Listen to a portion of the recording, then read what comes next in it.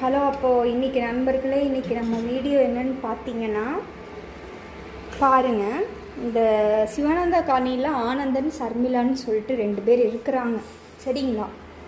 அந்த அம்மா வெளிநாட்டுக்கு போயிருச்சு, வீட்டுக்கார் மட்டும் இருக்கிறாரு.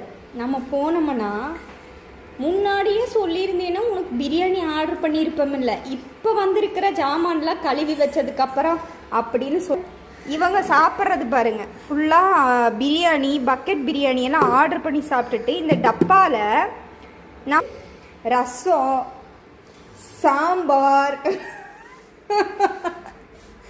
இந்த மாதிரி பட்ட ஐட்டம் தான் நமக்கு போட்டு கொடுக்குறாங்க டப்பாவில், சரிங்களா?